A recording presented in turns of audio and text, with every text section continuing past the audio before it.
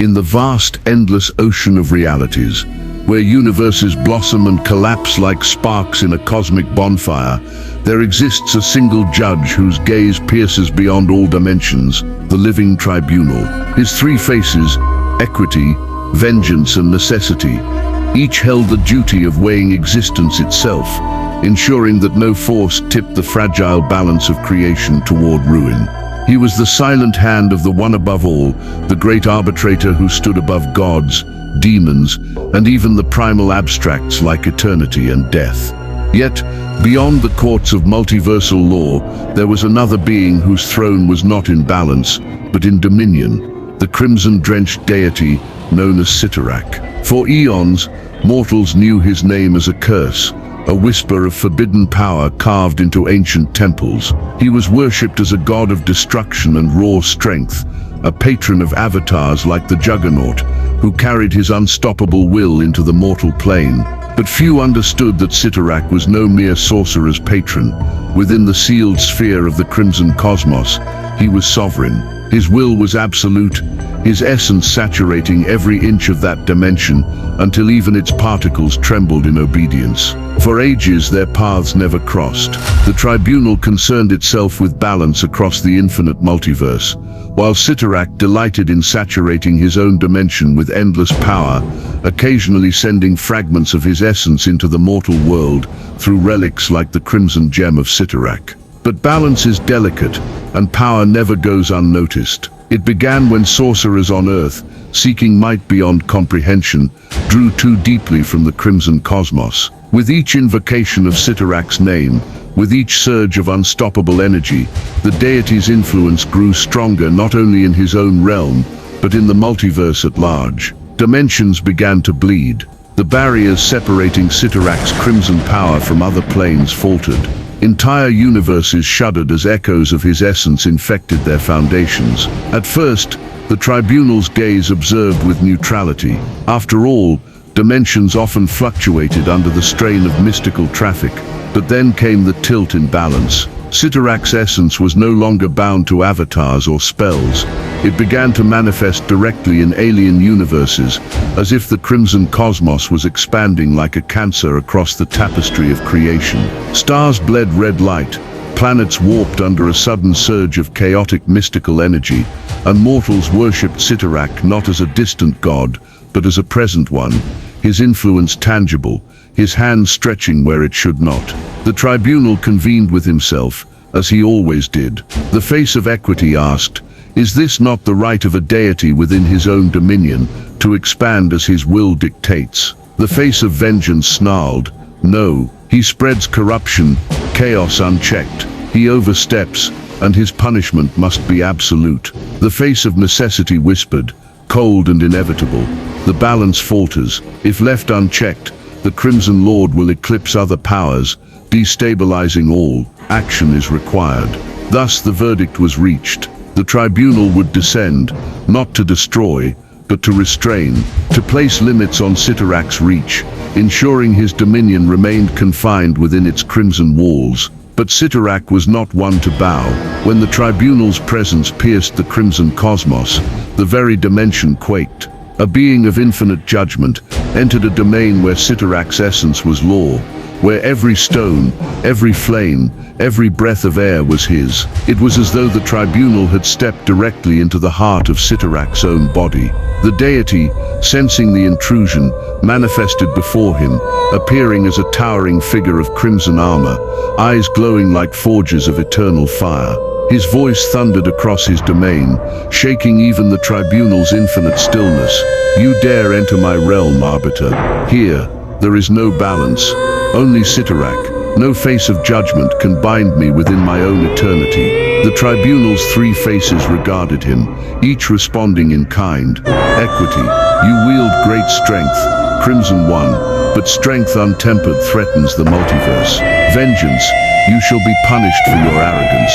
Necessity, the spread of your essence cannot continue. Balance demands it." Cyttorak laughed, a sound like an avalanche of molten stone. "Balance is a cage for lesser beings. I am destruction incarnate, and destruction is eternal. Do you not see? My power feeds not on balance, but on excess.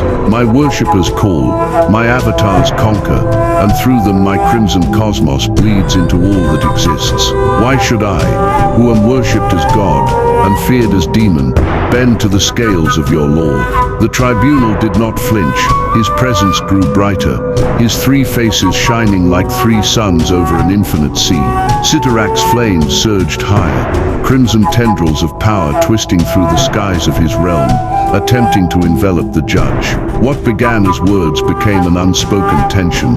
Two forces, one of balance, one of dominion, poised on the precipice of inevitable conflict. The crimson cosmos, once a silent dimension of endless red, now trembled with anticipation, as though it too knew that a clash beyond imagination was about to erupt. The tribunal had come to confine Cyttorak. Cyttorak had no intention of being confined, and so the stage was set. Balance against dominion, judgment against destruction, the living tribunal against the Crimson Lord. The crimson cosmos blazed like a living furnace as the first strike was unleashed. Cyttorak's voice erupted in a roar, and with it came an avalanche of crimson energy, molten streams of destructive essence that carved through space like rivers of fire. The living tribunal raised one hand, and the three faces glowed in unison, forming a shimmering barrier of golden law that stretched across the dimension. The collision shook the realm itself. Stars born of crimson light shattered like glass, raining down fragments of fire that ignited the void. Cyttorak surged forward, his armored form growing taller, vaster, until he loomed like a mountain of living destruction. Each step was thunder, each motion a declaration that this was his domain. With one colossal fist, he struck the tribunal's shield. The impact tore through the barrier, sending shockwaves that rippled outward for eternity. For the first time in millennia, the tribunal staggered. His voices spoke together. Equity, your might is boundless within this domain. Vengeance, but you shall not break me. Necessity, I endure because balance demands it.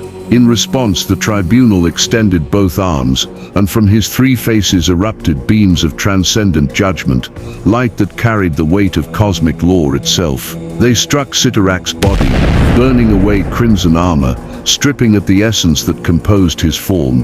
Yet Cyttorak did not falter. He bellowed, spreading his arms wide, and the crimson cosmos itself bent toward him. Rivers of pure mystical energy flowed into his being, swelling his size until he filled the skies, a living storm of destruction. Here, I am eternal. Here, I am infinity. Cyttorak roared, his voice deafening across dimensions. With his hands he grasped the tribunal's radiant form, crushing as though to break the very arbiter of creation. For a heartbeat, the tribunal's light dimmed, compressed under the pressure of infinite strength. If he were any lesser being, he would have been shattered then and there. But the tribunal's three faces flared brighter. Equity burned with fairness, unraveling the imbalance that fueled Cyttorak's excess.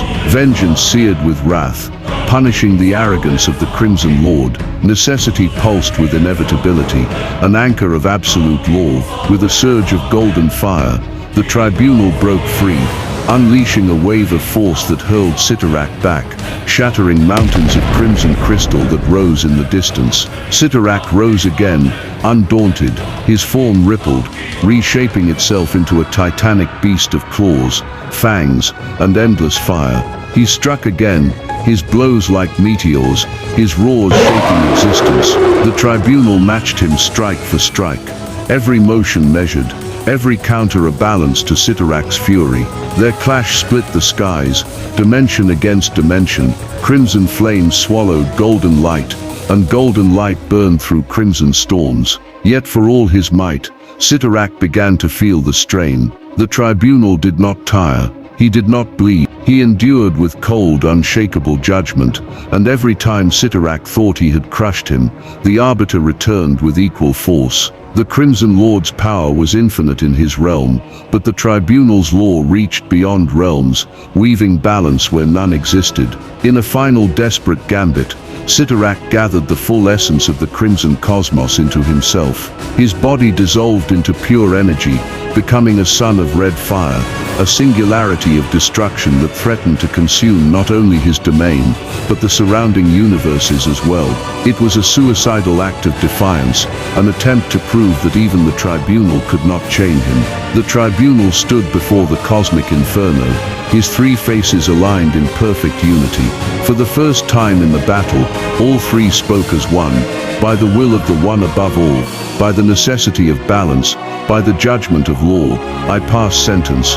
He raised his hand, and the three beams of judgment, equity, vengeance, and necessity merged into a single pillar of transcendent light. It pierced the crimson sun, cutting through layers of destruction, unraveling Cyttorak's gathered essence. The Crimson Lord screamed in defiance, his voice echoing across creation. I am eternal, I am destruction, I will not yield. The Tribunal pressed forward. Step by step his light devoured the Crimson Star. At the climax of the clash, the Tribunal was nearly consumed, his own form flickering, edges dimming as the energy threatened to unmake him. But with one final surge, the light prevailed. The Crimson Inferno collapsed, shrinking back into the core of the Crimson Cosmos. Cyttorak's form reappeared, diminished, shackled by threads of golden law that wrapped around his essence like chains. The Tribunal had won, but barely. His light flickered, his voices strained. It was not the effortless judgment he had passed on other entities. Against Cyttorak, he had been tested to his very brink.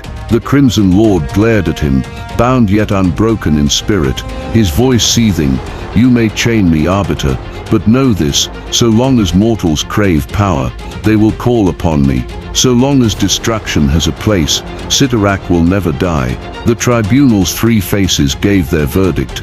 Equity, your essence remains, for it is part of the whole. Vengeance, but you are confined. No longer shall your dominion bleed unchecked. Necessity, the balance endures. This trial is ended. And with that the Tribunal departed, leaving the Crimson Lord bound within his own realm. The Crimson Cosmos fell silent once more, though its master's wrath simmered beneath the surface, waiting for the day chains would weaken. It was a narrow victory, but a victory nonetheless. The Tribunal had upheld balance, though at great cost to his strength. And somewhere in the infinite silence of the multiverse, the scales of existence settled once more, until the next great imbalance stirred them again.